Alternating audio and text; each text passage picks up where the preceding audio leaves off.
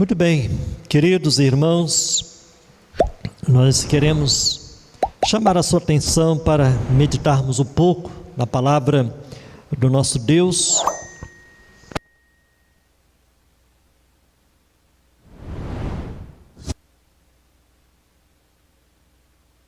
Nós queremos chamar a atenção de todos os nossos queridos irmãos para um texto deveras conhecido de todos nós, que se encontra no livro de Abacuque, capítulo 3, versículo 2. Eu quero ler esse versículo e vamos estar pensando um pouco sobre o seguinte tema: avivamento, mover de Deus na igreja, com base neste texto sagrado. Diz assim: tenho ouvido, ó Senhor, as tuas declarações e me sinto alarmado.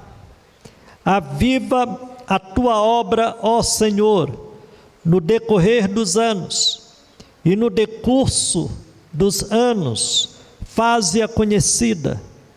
Na tua ira lembra-te da misericórdia. Amém. Oremos mais uma vez.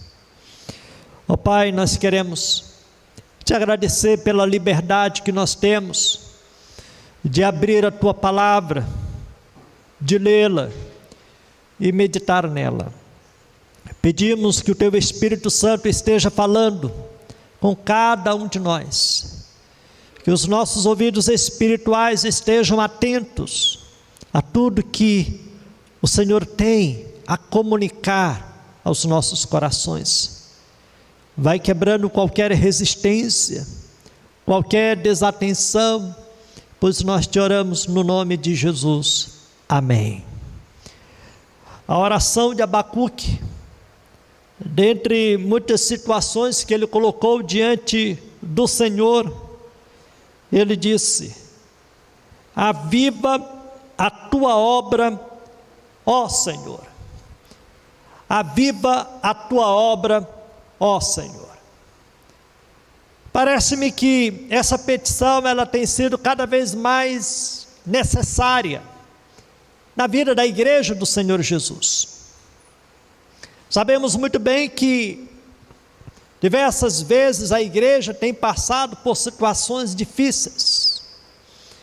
No Antigo Testamento, em se tratando do povo de Deus, povo de Israel, essa situação ela se repetiu ao longo da sua história no Antigo Testamento, diante das muitas provas, diante das muitas turbulências que o povo experimentou naqueles dias. E hoje, da mesma forma, parece que essa petição ela se torna cada vez mais atual para a vida da igreja. Pensando um pouco sobre o contexto no qual nós estamos vivendo, nós temos percebido que a igreja ela tem passado por muitas mudanças. Podemos até dizer que, primeira dessas muitas mudanças, muitas transformações que a igreja tem experimentado nesses últimos anos, é que ela tem se tornado humanista. Parece-me que o cristianismo, ele tem sido centrado na pessoa do homem. Muitas vezes nós estamos muito mais preocupados e atentos a satisfazer as necessidades, os caprichos do homem, em detrimento da vontade de Deus. E é algo que nós devemos estar pensando. Muitas vezes as nossas programações, as nossas celebrações têm tido como centro o homem e não Deus. E portanto nós devemos ter cuidado com essa realidade. Vivemos, em segundo lugar, um pluralismo de visões, de estilos de vida, de valores, de credos no nosso dia a dia. Consequentemente, em terceiro lugar, temos percebido a relativização da palavra de Deus. Em quarto, os absolutos da palavra de Deus têm sido quebrados. Aquilo que era determinante para a igreja, não só no início da era apostólica, como também no Antigo Testamento, hoje tem sido relativizado. Os nossos conceitos a respeito de alguns pontos têm sido bem divergentes muitas vezes. Muitas vezes temos suavizado o pecado, temos convivido pacificamente com determinadas condutas que, à luz das Escrituras, elas não deveriam fazer parte do nosso dia a dia. Pelo contrário, nós fomos alcançados, nós fomos transformados por Deus para sermos um povo santo, um povo que venha fazer a diferença no dia a dia, mas muitas vezes nós temos assimilado muitas práticas do nosso dia a dia. Muitas vezes o jeitinho brasileiro tem feito parte dos nossos negócios. Parece que a integridade ela não faz mais parte da nossa índole, da nossa conduta. Muitas vezes a verdade ela não tem sido tão verdade em nossos lábios, e assim nós vamos nos adequando à nossa era. Ao invés de transformarmos o contexto, aquilo que está em nosso redor. Então, infelizmente, nós estamos vivendo a quebra dos absolutos de Deus, da palavra do nosso Deus. Uma outra problemática que nós podemos estar descrevendo é a superficialidade espiritual. Muitas vezes nós nos acomodamos aos nossos encontros semanais, no sentido de estarmos lendo a palavra, de estarmos orando nesses encontros, e nos outros dias da semana, parece que essa não tem sido uma prática permanente em nossas vidas. Não tem havido profundidade espiritual, não tem havido crescimento por parte do povo de Deus hoje em dia.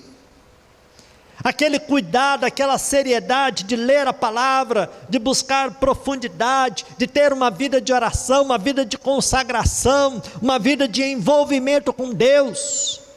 Pelo contrário, nós temos percebido uma superficialidade e, consequentemente, cristãos em si mesmados, cristãos que muitas vezes por muito pouco abandonam Cristo, abandonam a igreja, se revoltam por muito pouco, por situações que vão acontecendo no seu dia a dia.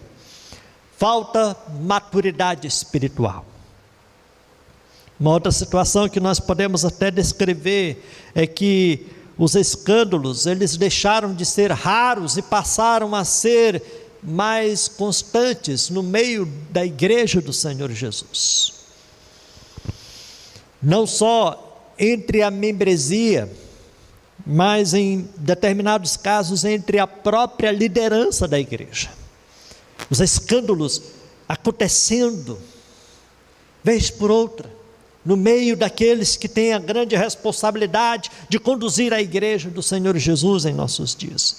Então, diante desse quadro, não há outra coisa a fazer a não ser nos voltarmos para Deus. Não há outra coisa a fazer do que nos quebrantarmos na presença deste Deus maravilhoso, deste Deus todo-poderoso. Nos dias do profeta Abacuque, essa foi a sua oração. Abacuque viveu crises terríveis em seus dias. O mundo ao seu redor achava-se em confusão, em caos. Podemos dizer que a violência campeava e Deus, na visão do profeta, não tomava nenhuma providência. Deus, ele permanecia calado. Os justos eram oprimidos. O povo vivia em pecado aberto, escancarado. É o que é descrito no livro de Abacuque, no capítulo 2, versículos 4 e 5. Versículos 15 e 16, o profeta vai denunciar o pecado daquele povo. Nos dias do profeta Abacuque havia a adoração a ídolos, a idolatria estava crescendo naquela época. Os pobres, eles eram oprimidos, e o profeta buscava a Deus. O profeta se voltava para este Deus Todo-Poderoso, e por mais que o profeta buscasse este Deus permanecia em silêncio, não se manifestava, não falava nada. E isso causava uma confusão na cabeça, na mente do profeta, porque ele não conseguia conciliar a sua fé num Deus justo e bom, num Deus misericordioso, poderoso. Olhando os acontecimentos da sua época, havia um contrassenso na mente do profeta Abacuque. E aí ele vivia perturbado, queridos, com um eterno porquê. Por que isso? Por que aquilo? O profeta se queixava até da falta de justiça no modo de Deus dirigir o mundo. A mente dele não entendia muita coisa.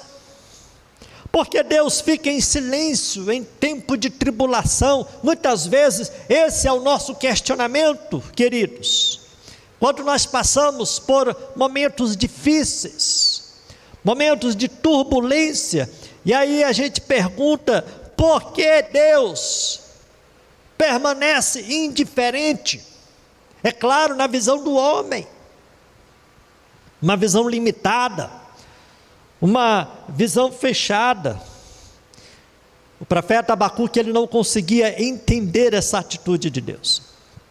Depois de muito tempo, Deus responde, Deus fala, ele se posiciona diante do seu servo profeta Abacuque, e ao invés de acalmar o coração de Abacuque, ao invés de trazer paz, trazer tranquilidade, Deus, ele causa mais perplexidade no coração de Abacuque. Sabe por quê? Porque a resposta de Deus foi de levantar os caldeus, uma nação emergente do Oriente, que era cruel, uma nação sanguinária, uma nação ímpia, para punir Israel, para punir o povo de Deus. Agora o profeta, ele pasma em saber que Deus se utilizaria de um povo perverso, de um povo idólatra, para realizar os seus propósitos. Veja, queridos, como é que Deus age. Sem dúvida alguma, este Deus, ele é soberano. Ele usa quem ele quer, da forma que ele quer, quando ele quer. Mas muitas vezes nós questionamos o agir de Deus em determinado momento da história da humanidade. E isso aconteceu com o profeta Abacuque. No começo do capítulo 2, Abacuque, ele depõe suas armas. No começo do capítulo 2, ele descansa em Deus.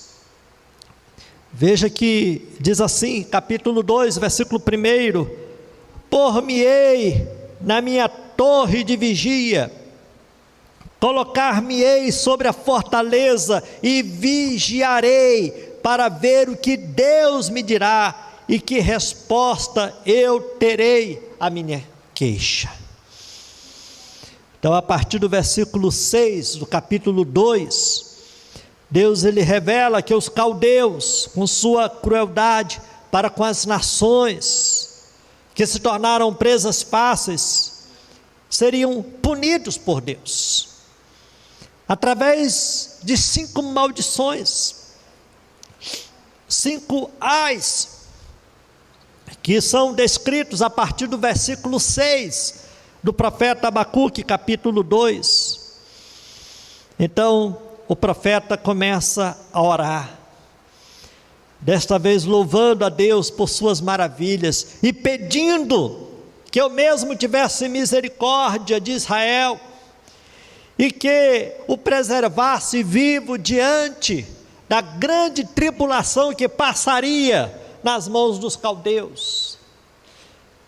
Foi nessa ocasião, foi neste momento que Abacuque ele disse: aviva a tua obra, ó Senhor. Na língua hebraica, avivar significa manter vivo, manter de pé, diante das tribulações, diante das provas. E o termo tua obra, como nós lemos na parte B do versículo 2 de Abacuque capítulo 3, representa Israel, representa povo de Deus. Em outras palavras, ele estava dizendo para Deus: Deus, se tu estarás agindo desta maneira, então que o Senhor continue mantendo vivo o teu povo, mantendo vivo Israel. E nós podemos fazer o mesmo em nossos dias difíceis que todos nós estamos atravessando, devemos estar orando: Senhor, aviva a tua igreja, mantenha a tua igreja de pé. Sem dúvida alguma, esse tempo de pandemia tem despertado muitos para uma aproximação maior de Deus. Eu tenho ouvido alguns testemunhos de irmãos dizendo: puxa vida, eu nunca orei tanto como eu estou orando nesses dias, eu nunca li tanta Bíblia como eu estou lendo nestes dias. Estamos fazendo o culto doméstico, estamos nos reunindo em família, glória a Deus por isso. Mas por outro lado, nós percebemos que alguns têm esfriado, nós percebemos que alguns têm negligenciado a prática espiritual, as disciplinas espirituais. Aqui na nossa cidade, já nós, da Igreja Presbiteriana de Cedro, estaremos retomando nossos cultos presenciais. Nós vamos falar depois a respeito disso. E aí surge aquela expectativa: o povo vai retomar o seu dever de estar se congregando. Então, queridos, a oração que o profeta fez deve ser a mesma de cada um de nós em nossos dias, dizendo: aviva a tua obra, ó Senhor. E pensando sobre esse tema, avivamento, mover de Deus na igreja, quando a gente fala de avivamento, há determinadas reações no meio do povo de Deus, mas levando em consideração algumas considerações que foram feitas por Jonathan Edwards, ele que foi um pastor congregacional na Nova Inglaterra, Estados Unidos da América. Jonathan Edwards, ele possuía sólidas convicções calvinistas, reformadas. Este homem foi um dos principais personagens do primeiro grande despertamento, e é atualmente considerado um dos maiores pensadores religiosos da história dos Estados Unidos. Ele aponta aqui algumas marcas de um autêntico avivamento. Eu quero descrever essas marcas que nós devemos estar buscando na nossa vida. Nós anelamos por despertamento, por avivamento espiritual. Essa deve ser a nossa oração: aviva a tua igreja, ó Senhor. Mas que avivamento é esse? Quais são as características? Será que é algo externo? Muitas vezes nós pensamos que avivamento é algo que é evidenciado a partir de determinados trejeitos, a partir de determinados comportamentos que são esboçados por determinadas pessoas. Então eu quero chamar a sua atenção para as marcas de autenticidade de um verdadeiro avivamento, mover de Deus no meio da igreja. A primeira marca, conversão genuína. Quando eu falo de conversão, eu não estou falando de decisão, não estou falando de mudança de igreja, estou falando de novo nascimento. O verdadeiro avivamento, ele só acontecerá no meio da igreja a partir de uma transformação genuína em nossas vidas. O próprio Senhor Jesus, ele falou de maneira muito clara a respeito disso, no Evangelho segundo escreveu João capítulo 3, versículo 3, se alguém não nascer de novo, não pode ver o reino de Deus. Então, queridos, para sermos despertados, para sermos avivados espiritualmente, cristãos fervorosos, faz-se necessário uma conversão genuína. Quando Abacuque orou pedindo pelo povo de Israel, ele estava pedindo por um povo que tinha sido separado, ele estava rogando a Deus por um povo que fazia parte da aliança com Deus. Se você já teve esse encontro genuíno com Deus, se a sua vida já foi transformada, sem dúvida alguma, você está dando o primeiro passo para estar experimentando este avivamento verdadeiro na sua vida, a partir de uma transformação. E essa conversão não significa mudança de guarda-roupa, não significa mudança de igreja, não significa mudança de vocabulário, significa mudança de vida. E nós carecemos urgentemente de homens e mulheres que vivam para a glória de Deus, como nos diz o apóstolo Paulo, escrevendo aos Coríntios capítulo 5, versículo 17, segundo aos Coríntios 5,17, se alguém está em Cristo, é nova criatura, as coisas antigas já passaram, eis que se fizeram novas. Glória a Deus por isso. Então, se conhece uma nova criação pela manifestação externa dos frutos espirituais. Quanto mais envolvimento com Deus, maior será o impacto que estaremos provocando no nosso dia a dia. Conversão genuína.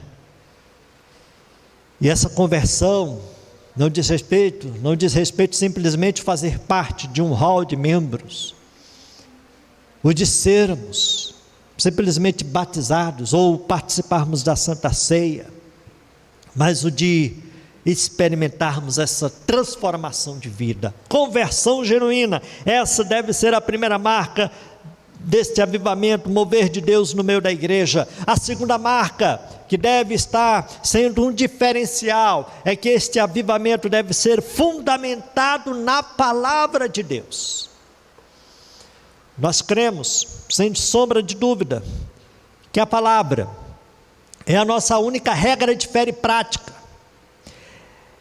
A palavra, ela deve estar norteando nossa conduta, nossa prática diária. Nós cremos que a palavra é a revelação de Deus, nós não precisamos de novas revelações, a não ser Deus falando através da sua palavra aos nossos corações. No movimento genuíno de avivamento, a autoridade da Bíblia é resgatada na vida do crente. Isso aconteceu nos dias de Neemias, quando a leitura da palavra ela foi resgatada no meio do povo, e isso provocou uma grande revolução espiritual. Isso aconteceu no século XVI, com o movimento de reforma protestante, quando o povo se voltou para a palavra. E eu digo, sem medo de errar, que a igreja atual ela precisa se voltar para a palavra. Ela precisa ler mais a palavra, meditar mais na palavra, ouvir mais a palavra, ler mais, se aprofundar mais na palavra.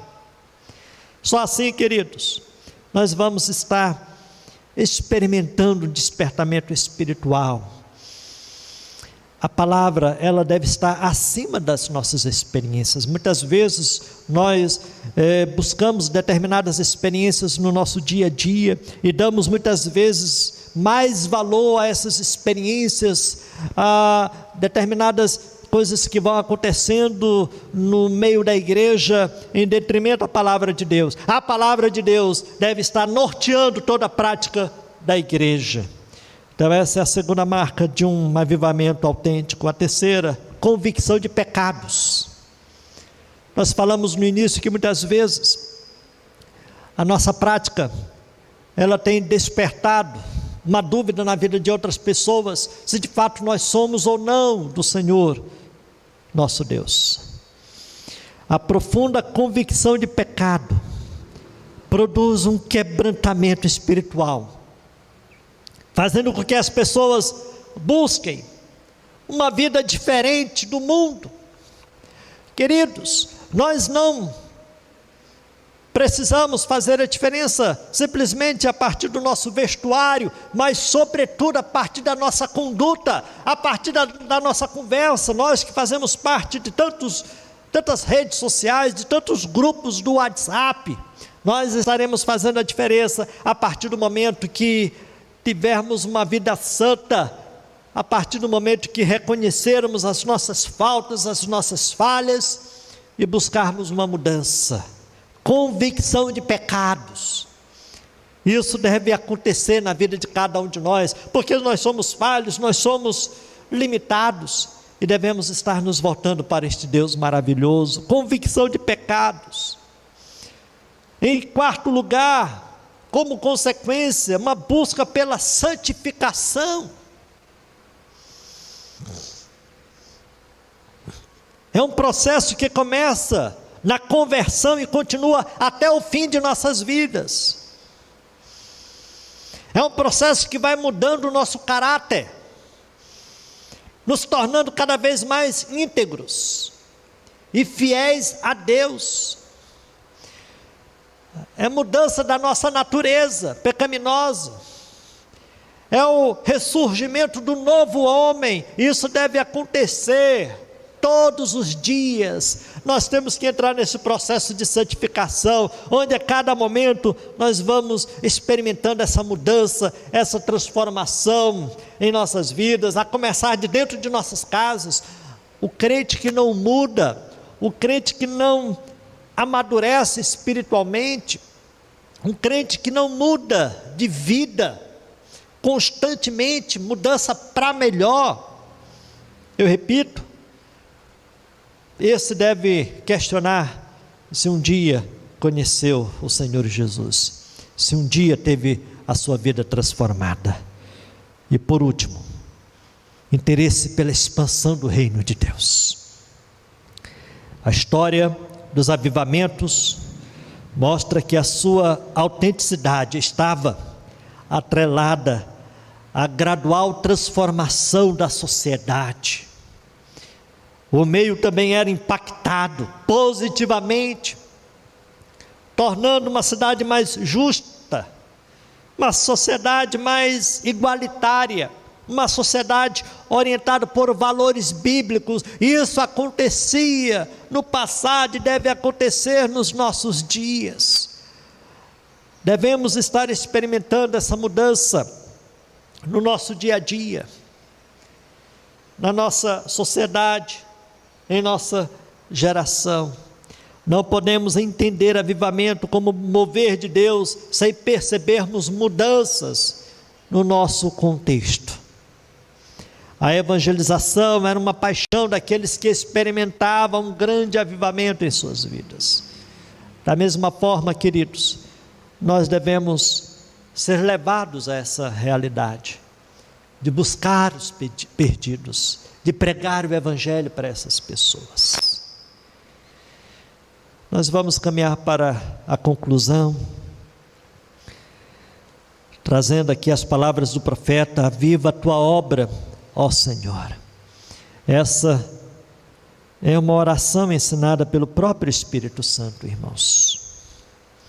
E o Senhor convoca e renova esta aliança com o seu povo, quando nós realmente nos colocamos nessa trajetória, diante das profundas transformações neste mundo pós-moderno. A igreja precisa se manter fiel ao seu Deus e à sua missão, porque, como nos diz Paulo em Efésios capítulo 5, a partir do versículo 25, e com esse texto eu quero concluir, quando ele diz: Cristo amou a igreja e a si mesmo se entregou por ela, para que a santificasse, tendo-a purificado por meio da lavagem de água, pela palavra, para a apresentar a si mesmo igreja gloriosa, sem mácula, nem ruga, nem coisa semelhante, porém santa e sem defeito. Foi isso que Cristo ele fez, quando ele veio a este mundo, não só para ser expiação, não só para assumir a nossa condenação, nosso pecado na cruz do Calvário, mas que através da sua vida ele pudesse nos santificar, pudesse nos purificar, por meio da lavagem de água pela palavra, para apresentar igreja gloriosa, igreja sem mácula, nem ruga, mas santa e sem defeito. Esse é o desejo do Senhor Jesus para a vida da sua igreja, e você que faz parte desta igreja, você precisa buscar isso, para que assim o Espírito esteja trabalhando nas nossas vidas, aplicando toda esta obra realizada por Cristo, para que nós possamos estar nos transformando a cada dia. Que Deus esteja nos abençoando.